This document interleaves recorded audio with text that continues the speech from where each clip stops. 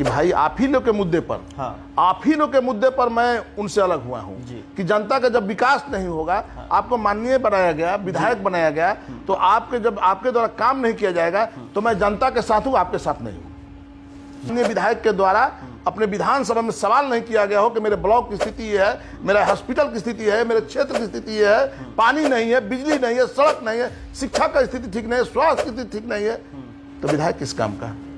10 साल विधायक रहने के बाद संदेश एक मिसाल कायम करनी चाहिए थी, जो संदेश अब मिसाल कायम नहीं कर रहा है, भ्रष्टाचार में संलिप्त है। आप मानते हैं इस बात को? भ्रष्टाचार की बात करेंगे तो मैं बहुत कुछ जानता हूँ। स्वास्थ्य की व्यवस्था खराब है, शिक्षा की व्यवस्था खराब है, तो ये जनता दरबार किस लिए लगता है? क्योंकि आप जब साथ जनता दरबार एक दिखावा है और लोगों को छलने के लिए हो रहा है ये कि हम जनता दरबार कर रहे हैं। संदेश के विधानसभा का गांव अज्ञाव में नहीं पड़ता है, ये संदेश के अलग है, सहार अलग अज्ञाव ब्लॉक है और अज्ञाव विधानसभा में पड़ता है। जनता दरबार तो संदेश में लगना चाहिए, जनता दरबार उद्वंत प्रखंड में लगना चाहिए, जनता दरबार कोइलवर प्रखंड में लगना चाहिए कि अपने घर पर सबको बुलाइएगा। जनता दरबार नहीं है, ये दिखावा है और एक छलावा है। कमलेश यादव जात की राजनीति करते हैं या जमात की? मैं जमात की राजनीति करता हूँ। तो शिक्षा सुधरेगी? निश्चित। स्वास्थ्य सुधरेगी? निश्चित। नहरों की व्यवस्था सुधरेगी? मैं आपको गारंटी के साथ कहता हूँ, साल भर के अंदर मैं सुधारने का काम करूंगा। 5 साल तो बहुत होता है। देखिए, हम बाहुबली नहीं हैं, हम एक जनता के सेवक हैं और जनता का भाई हैं, बेटा हैं, और मैं जनता का सेवक बन के रहने का काम करूंगा।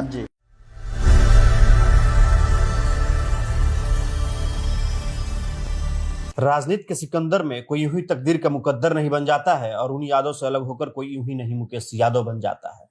जो मेरे साथ इस वक्त बैठे हुए हैं वो किसी परिचय के मोहताज नहीं है, जिनका 192 संदेश विधानसभा लगता है।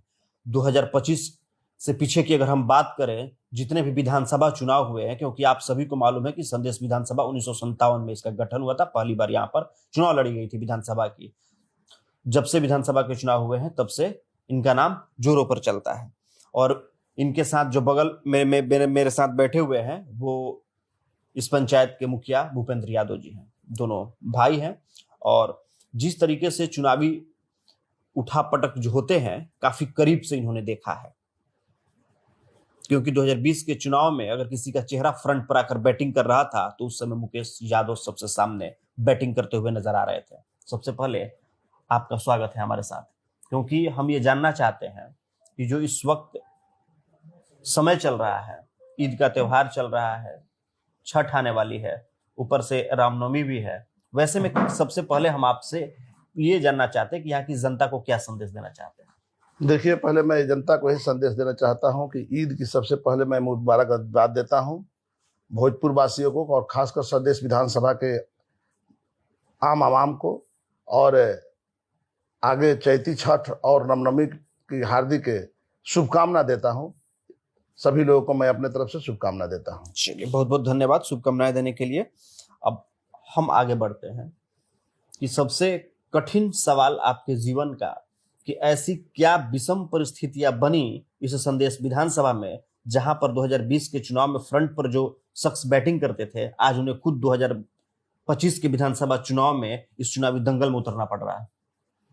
देखिए, मैं बताना चाहता हूं कि संदेश विधानसभा क्षेत्र के लोगों ने जो मतदाता मालिक हैं जी, उन लोगों ने हमारे कहने पर या हमारे जाने पर उन लोगों ने अपार बहुमत से अगले चुनाव में प्रत्याशी को, हमारे प्रत्याशी माननीय विधायक को जिताने का काम किया था जी। लेकिन हमने भी कुछ वादा किया था उन लोगों के बीच में जी। उस वादा किया था, उस वादा को माननीय विधायक के द्वारा जब मैंने उस वादा को रखने का काम किया कि आप तो माननीय विधायक अरुण यादव जो नहीं थे, फरार थे, लेकिन उनकी पत्नी किरण देवी थी, तो उनको लेकर जाकर हर गांव में, हर इलाकों में जाकर वहां पर वोट मांगने का काम किया और उन लोगों से मैंने वादा किया, जो हम लोगों ने वादा किया था, उस वादा को जब मैं इनके पास ले जाने का काम किया कि हम लोगों ने चुनाव के विगत समय में वादा किया है, उस वादा को हम लोग को पूरा करना हमारा धर्म है। ये वादा 2020 के चुनाव में, 20 की बात कर रहे हैं हम, 20 की बात कर रहे हैं। तो उन्होंने सीधे शब्दों में बोला कि विधायक मैं हूं और मैं जानता हूं कि जनता कैसे वोट देती है, और आप इसमें इंटरफेयर करने का काम नहीं करें। तो मैं बताना चाहता हूं कि वोट मांगने के समय में मैं वादा करने गया था, आप तो गए नहीं थे। तो इस वादा को जब आप पूरा नहीं करेंगे, तो आप जब जनता के लिए ही वादा किया था मैंने, और जनता की बात नहीं रहेगी, तो मैं आपके साथ क्यों रहूंगा? मैं आपके साथ नहीं रहूंगा। ये जवाब जब उन्होंने आपके सामने रखा तो लगा कि मेरे साथ जो ये व्यवहारें हो रही हैं और जो छलावा यहाँ के विधानसभा की जनता के साथ हो रहा, क्योंकि उस वक्त हमने भी देखा था आपको जब चुनावी मैदान में, जब हम फील्ड पर जाकर ग्राउंड रिपोर्टिंग कर रहे थे, कवर कर रहे थे, तो आप सामने थे। तो जनता से वो कौन कौन से वादे थे जो मुकेश यादव ने 2020 के विधानसभा चुनाव में किए थे? देखिए, पहला वादा हम लोग का था कि बड़े बड़े काम यहाँ थे, जैसे नदी में पुल बांधकर, छलका बांधकर और पानी को खेतों में ले जाना जी। वो वादा पहले था। जैसे जोगटा में बनाना था जी। उधर असनी में बनाना था जी। और एक दो वादे थे, कुछ डिहरा में बनाना था जी। इसके बाद जितना ट्यूबवेल बंद ट्यूबवेल है, उसको चालू करने के लिए हम लोगों ने वादा किया था। ये जो सरकारी ट्यूबवेल, हाँ, जो सरकारी ट्यूबवेल है उसको चालू कराने के लिए हम लोगों ने वादा किया था। असली जैतपुर लाइन में 12 ट्यूबवेल बंद पड़ा है, जिससे पानी अंतिम छोर पर नहीं पहुंचता है नहर से। उस ट्यूबवेल को चालू करने के लिए हम लोगों ने वादा किया था। इसके बाद जो रोड खराब है, जैसे आप देखे होंगे कुंजल टोला से आपका जाता है अलीपुर तक ये रोड, इसके बाद आपका रघुनीपुर से जाता है तापा डिहरी होते हुए चल जाता है, संदेश 4 लेन तक मिलता है जो स्टेट हाईवे है। इसके बाद आपका भगवानपुर पुल से लेकर आपका जाता है ये डिहरा होते हुए बिछिया होते हुए चल जाता है रोड। इसके बाद दलेलगंज वाला रोड है, माने अनेकों रोड जो दलेलगंज होते हुए संदेश की तरफ जाता है, एक इधर से कट के जाता है जो पौड़ा रामपुर होते हुए सीधे आपका अखगांव तक जाता है। इसके बाद अनेकों रोड हैं, जैसे आपका असनी तरफ रोड है, छोटे छोटे रोड हैं जो कि आज भी वहां के लोग कीचड़ में रह रहे हैं। आज भी लोग को बरसात हो जाए तो घर से निकलना मुश्किल है। इस तरह के हम लोगों ने रोड के लिए वादा किया था कि पहले साल में हम लोग इसको बनाने का काम करेंगे, लेकिन एक भी वादा पूरा होते देख नहीं नजर आ रहा है। नहर की हालात देखिए, ब्लॉक की हालात देखिए।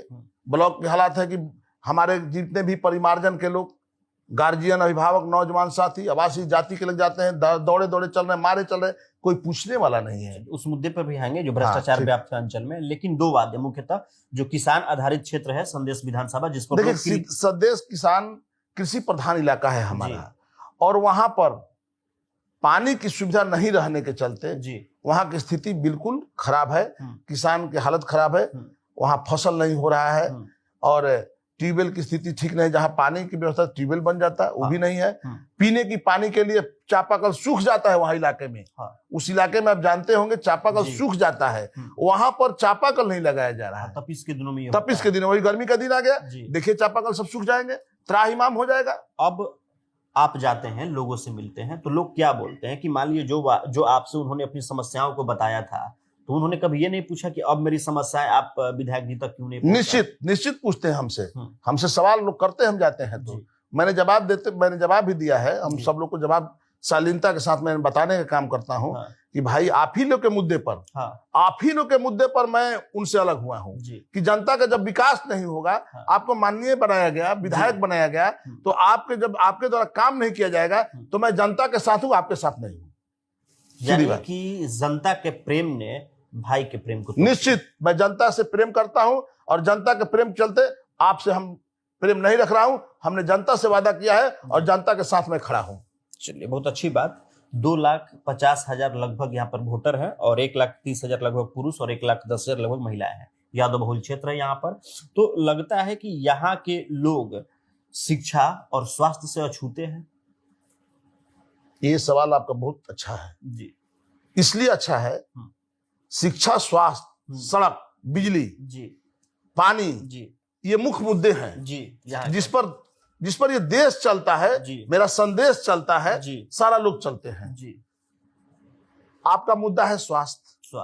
आप मेरा रेफरल अस्पताल संदेश में है जी। रेफरल अस्पताल संदेश में आप जाएंगे तो देखेंगे कि वहां की हालात क्या है, वहां किस हालात में वहां के रेफरल अस्पताल है। इतना बड़ा रेफरल अस्पताल है, फिर भी वहां पर कुछ काम नहीं हुआ है।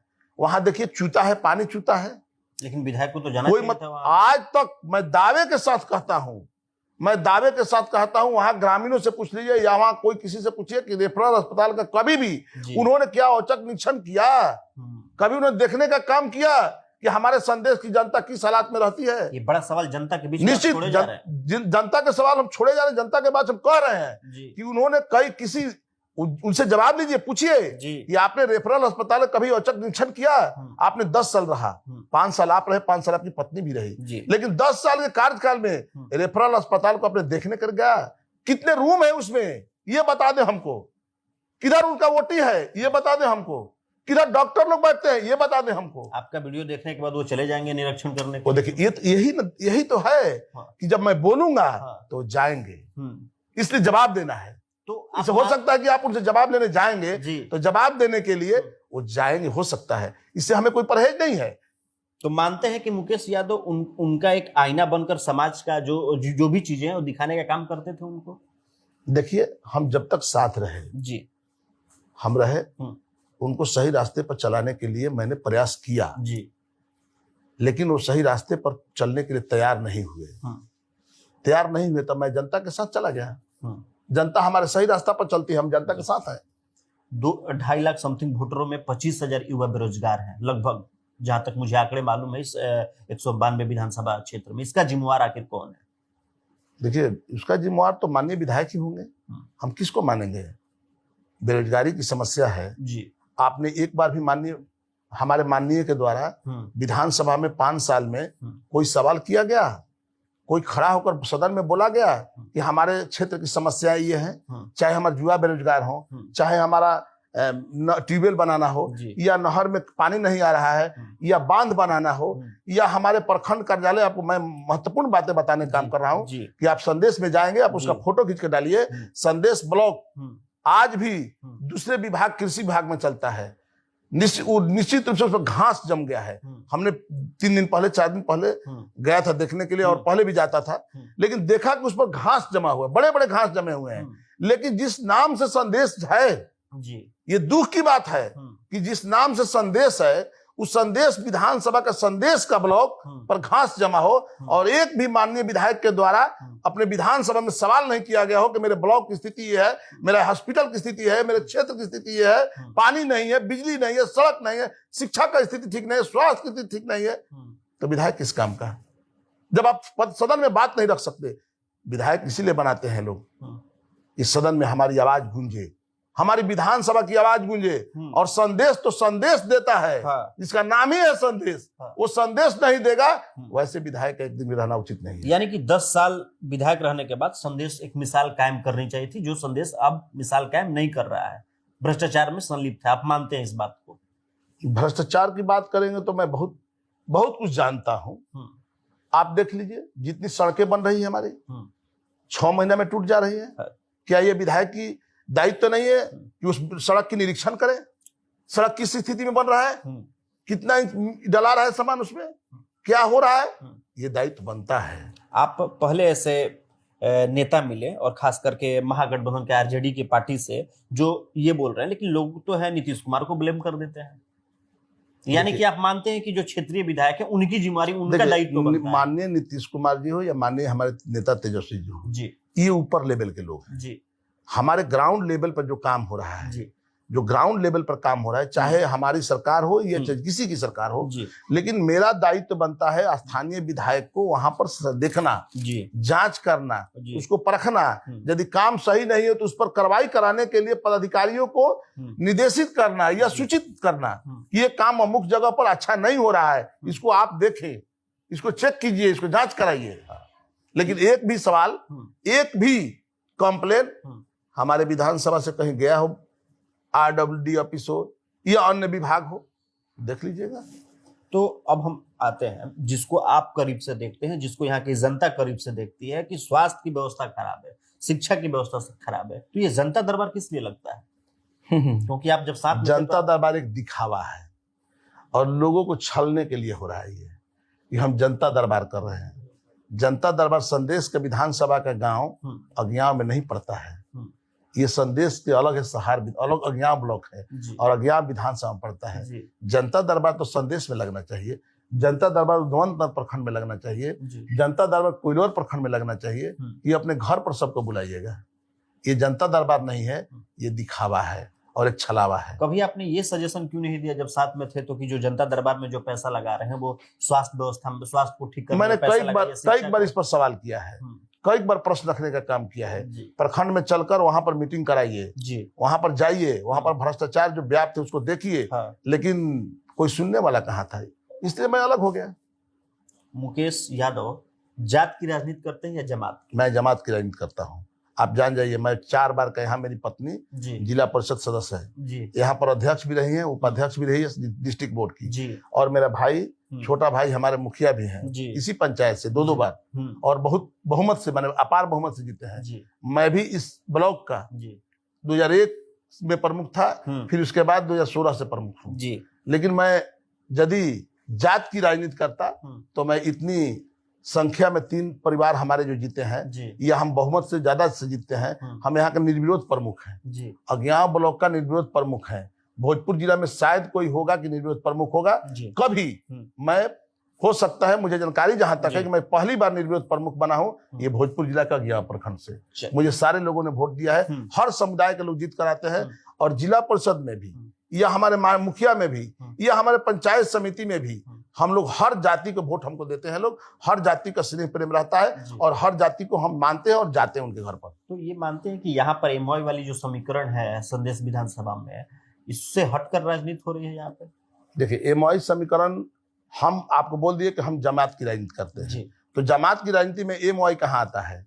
आता है, लेकिन उसके बाद सभी लोग आते हैं, वो भी आते हैं, वो भी रहते हैं, लेकिन सारे लोग रहते हैं, यानी कि सर्व समाज की राजनीति करते हैं। ये आपका अपना व्यक्तित्व है राजनीति में, या पार्टी के एजेंडों के साथ इस बार के विधानसभा में उतरने वाले? पार्टी के एजेंडा तो हमारा है ही है कि A to Z की पार्टी हमारी है। हमारे आदरणीय नेता तेजस्वी जी भी बोले हैं कि A to Z की पार्टी है, लेकिन मैं पहले से ही, आज मैं बता दूं कि मैं 2006 से, मेरी पत्नी जिला परिषद है, तो A to Z हम लेकर चलते हैं, तभी तो हम जीतते हैं।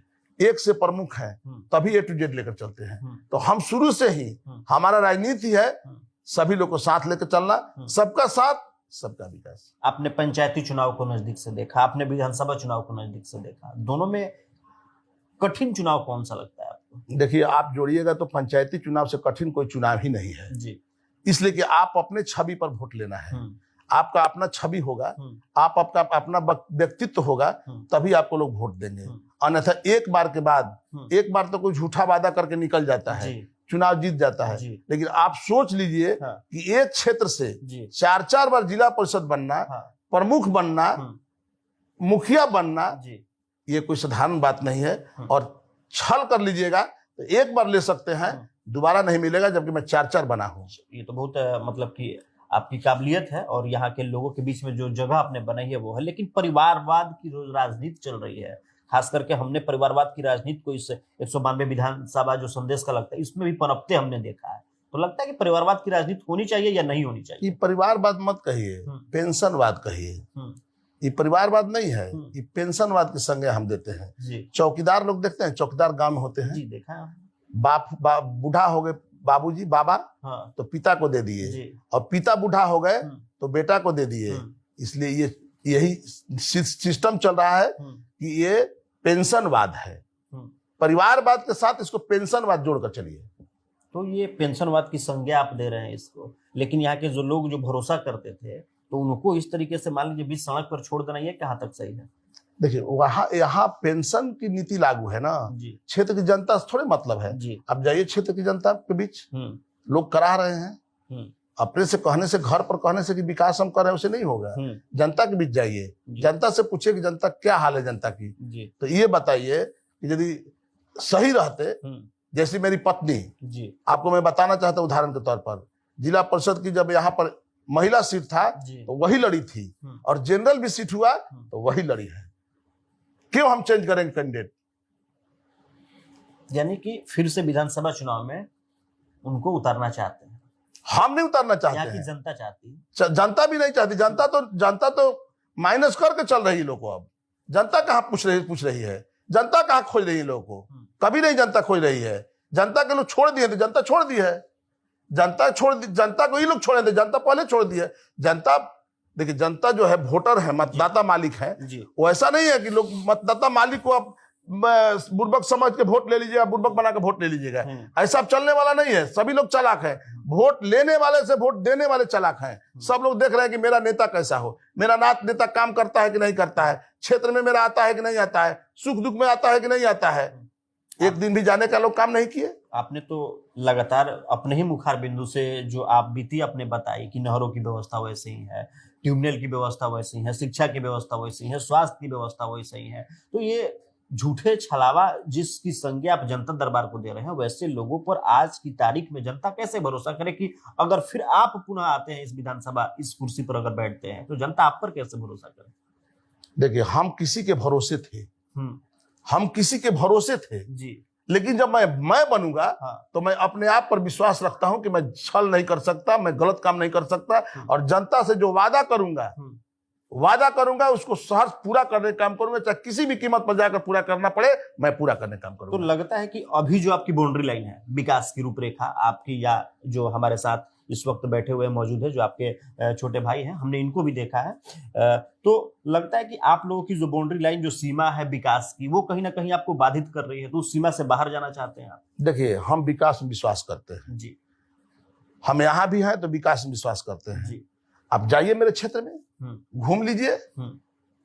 इसलिए मैं जब जो भी वादा करूंगा जी, जनता के बीच, जी, वो वादा को पूरा करने का काम करूंगा, और यहाँ पर भी पूरा किया हूं और वहां भी पूरा करने का काम करूंगा। 2005 से पहले की जो चीजें थी यहाँ पर, वो अभी जो 2025 में चल रही है, लगता है कि दोनों अभी समानांतर चल रही है। आपको क्या लगता है, आप किस एंगल से देखते हैं इसको? क्या बोले आप सब? 2005 से पहले का जो रूपरेखा था और जो 2025 की जो रूपरेखा इस वक्त वर्तमान की परिस्थिति में जो दिखाई दे रही है, इसको आप किस नजरिए से देखते देखिए तुलना हम नहीं करना चाहते। जी, आप जो तुलना करा रहे हैं हम तुलना नहीं करना चाहते। जी, इसलिए तुलना नहीं करना चाहते कि अभी की जो परिवेश है, जी, जो यहाँ के संदेश की हालात है, मैं इस पर विशेष बोलना चाहता हूँ, बताना चाहता हूँ। इस संदेश की हालात सबसे बिगड़ा हुआ है और ये संदेश के लोग बर्दाश्त नहीं कर रहे हैं और न बर्दाश्त करेंगे। तो संदेश को लोग बर्दाश्त नहीं करेंगे और ना ही कभी विश्वास करेंगे अगर इस तरीके से जो चीजें चल रही हैं, जो हमने भी देखा है ग्राउंड पर जाके। तो लगता है कि जो संदेश में अब जो पिता और माता जो चुनाव में लड़ना चाहते हैं, क्योंकि मैं हमेशा खुलकर बोलता हूं, तो अब कहीं ना कहीं उनके बेटे चुनाव में आ रहे हैं, तो कभी आपको भी लगता है कि आप अपने बेटे को चुनावी दंगल में उतार सकते हैं आने वाले समय में? आपको मैं बताना चाहता हूँ कि जाके जनता से पूछिए मेरे गाँव में जी, या कहीं जाइए जी, मेरा बेटा कभी भी राजनीति में आने के लिए न तैयार है न मैं तैयार होने दूंगा। जी, न तैयार है न तैयार होने दूंगा। यानी कि राजनीति से कोसों दूर है मेरा बेटा। तो जो ख्वाब, जो सपने आपने संदेश विधानसभा की जनता के लिए देखा है, लगता है कि वो इस बार धरातल पर आ पाएगा? मैं संदेश की भगवान रूपी जनता को जी, ये विश्वास दिलाना चाहता हूँ कि जो भी काम मैंने वादा किया था जो पूरा नहीं हुआ, उस सपनों को साकार करके मानूंगा। इसके लिए चाहे मुझे कोई कुर्बानी देनी पड़े। तो शिक्षा सुधरेगी, निश्चित। स्वास्थ्य सुधरेगी, निश्चित। नहरों की व्यवस्था सुधरेगी। मैं आपको गारंटी के साथ कहता हूं, साल भर के अंदर मैं सुधारने का काम करूंगा। 5 साल तो बहुत होता है। किसानों की फसलों की उचित 5 साल बहुत होता है। मैं साल भर में स्थिति को बदल दूंगा संदेश की। यहाँ 10 साल में नहीं बदला। आप देखते रहिए। मैं विश्वास करता हूं विकास में, और रात दिन मैं राजनीति में रहता हूं और राजनीति जनता के बीच रहता हूं और जनता के सुख दुख में रहता हूं और जनता की भलाई की सोचता हूं। और मैं हर गांव में, हर घर में जाकर मैं जानने का प्रयास करता हूं कि आपका क्या दुख है, क्या तकलीफ है। उसी तरह से मैं जनता को जो भी तकलीफ होगा, जो भी दिक्कत होगा, या नहर की पानी की व्यवस्था हो, कहां से आएगी, ट्यूबवेल क्यों नहीं चालू हुआ हो, ये सब देखिए बातें जो हैं, जो विधानसभा में प्रश्न रखे जाते हैं, उसमें सवाल होते हैं, जवाब होते हैं, प्रश्न होते हैं, उत्तर होते हैं। तो आज तक संदेश विधानसभा का कोई सवाल पटल पर नहीं आया। और माननीय विधायक के द्वारा खड़ा होकर एक सवाल रखना, एक खड़ा होकर बोलना सदन में, इसलिए कि जवाब माननीय मंत्री जी के द्वारा जवाब दिया जाता है। हमने देखा है, जब हाउस चलता है, देखा है हमने, जवाब दिया जाता है। तो आप जवाब देंगे ना कि हमारे यहाँ पर रेफरेंस की स्थिति ठीक नहीं है, तो आप जवाब देंगे ना क्यों ठीक नहीं है। आप बनाएंगे कि नहीं बनाएंगे, ये भी तो जवाब देंगे। पानी की व्यवस्था नहीं है, ट्यूबवेल क्यों बंद है, मंत्री जवाब देंगे, माननीय मंत्री जवाब देंगे कि ट्यूबवेल पानी क्यों नहीं आया, ट्यूबवेल क्यों नहीं बन रहा है, सही बात। क्या आपके पास पैसे नहीं है? तो ये लगता है कि इस बार यहाँ की जो पब्लिक है उसके साथ छलावा नहीं होगा। अब 10 साल बनाम 1 साल का नारा आप लेकर चल रहे हैं, निश्चित। 10 सालों में जो नहीं हुआ 1 साल मैंने 1 साल में पूरा करने के लिए वादा किया है, वादा कर रहा हूं। हाँ। इस चैनल के माध्यम से आपसे वादा कर रहा हूं कि मैं 1 साल में संदेश की तस्वीर बदल दूंगा। आपके पास 6 अहम मुद्दे हैं यहाँ पर, क्योंकि जो शिक्षा जो रीढ़ की हड्डी है, जो बच्चे पढ़ेंगे तभी जाकर आगे बढ़ेंगे, तभी संदेश आपका आगे बढ़ेगा। स्वास्थ्य अगर किसी का औपचारिक खराब होगा तभी जाके किसी का उपचार हो पाएगा। पंचायतों में एनएम, देखिए, विकास करने का जज्बा होना चाहिए। विकास करने के लिए आपको आत्मदृढ़ता होना चाहिए। आत्मदृढ़ रहिएगा आप, निश्चित रूप से आप अपने आप को समझिए कि हमको विकास करना है तो विकास होगा। और यदि टाइम पास करना है कि 5 साल किसी तरह से टाइम 4.5 साल पास कर लीजिए, 6 महीने जनता के भी जाइए, अपने कुछ दुख दर्द को सुनाइए और वोट ले लीजिए, ऐसा जनता मानने वाली नहीं है। कि यहाँ के जनप्रतिनिधि जो है जनता का नहीं अपना विकास खोज रहे, आपको लगा ऐसा कि लोगों ने अपना विकास किया, जनता का विकास नहीं किया? ये तो आपको नजर आ रहा होगा, देख रहे होंगे आप, हम बताने को सकता नहीं है, आपको खुद नजर आ रहा होगा। ये तो यहाँ की जनता भी देख रही होगी, यहाँ के 2.5 लाख मतदाता भी देख रहे होंगे, सारे लोग देख रहे हैं। तो ये बताने की आवश्यकता नहीं, इसको बताने की आवश्यकता नहीं है, ये तो सभी लोग देख रहे हैं। एक आखिरी सवाल हम आपसे पूछेंगे, जब आप चलते हैं तो आपके साथ लौह लश्कर, बाहुबली टाइप का जो छवि है उस तरीके से राइफलधारी आपके साथ चलते हैं, ये इसकी जरूरत क्यों संदेश विधानसभा में पड़ती है? देखिए, हम बाहुबली नहीं है जी, हम एक जनता के सेवक हैं और जनता का भाई हैं, बेटा हैं, और मैं जनता का सेवक बन के रहने का काम करूंगा। जहां तक आप बोलते हैं कि छवि आपका बाहुबली का है, तो मैं बताना चाहता हूं कि एक एक लोग से पूछिएगा, चाहे संदेश के लोग हैं, संदेश के लोग से भी मेरा बहुत गहरा रिश्ता रहा है पहले से ही, इसलिए कि मैंने कई विगत चुनाव में संदेश में अपना काम किया है। तो हमने देखा 2020 में आपके वही मैंने संदेश के विधानसभा में जाकर सभी लोग के साथ रहने का काम किया है, सभी लोग से मिलने का काम किया है, जुड़ने का काम किया है। तो मेरा ये छवि नहीं है बाहुबली वाला। जहां तक सवाल है कि देखिए, जब कोई आगे बढ़ता है तो उस पर अनेकों वार किए जाते हैं, मैं आपको बताना चाहता हूँ। तो राजनीति का ये काला सच है, मैं बता रहा हूँ। तो मैं कोई बाहुबली नहीं हूँ और ना कोई मुझे सुरक्षा की आवश्यकता है, मैं जनता का सेवक हूँ। जहां कोई होगा हम देख लेंगे, जब भी कुछ होगा हम अपना झेल लेंगे, लेकिन मैं बाहुबली नहीं हूँ, मैं एक जनता का सेवक हूँ। राजद को कितनी बार यहाँ पर जीते मिले संदेश विधानसभा में? राजद को संदेश विधानसभा में देखिए, संजय टाइगर जी एक बीच में जीते थे जी, इसके बाद रमेश्वर बाबू जीते थे एक बार, उससे पहले 2 बार वो लोग जीत गए। इसके बाद आरजेडी ही लगातार हमको समय से, सोनाधारी बाबू के समय से लगातार आरजेडी, सिद्धनाथ बाबू जीते थे एक बार, तो उस समय से माननीय विधायक विजेंद्र यादव जीते थे। इसके बाद ये लोग जीते, दोनों पति पत्नी दोनों जीते। इसके बाद आरजेडी का ही लगातार वो सीट रहा है। तो लगता है कि इस बार भी आरजेडी यहाँ से निकल पाएगी? कैसे निकल पाएगी, कैसे निकल पाएगी? काम नहीं कीजिएगा तो बीच में कैसे लोग आ गए, बीच में रामेश्वर बाबू कैसे आ गए, बीच में संजय टाइगर कैसे आ गए, बीच में और लोग सिद्धनाथ बाबू कैसे आ गए, तो बीच में जो कैसे आ रहे हैं? यानी जब काम नहीं कीजिएगा तो जनता नकार देगी। यानी कि अब जनता मूर्ख नहीं है। वही तो बोले आपको, वही तो बोले कि बीच बीच में कैसे आ रही है, आप नहीं काम कीजिएगा जनता हटा देगी। बहुत बहुत अच्छा लगा आपने जो वास्तविकता, जो सच्चाई संदेश विधानसभा की बताई।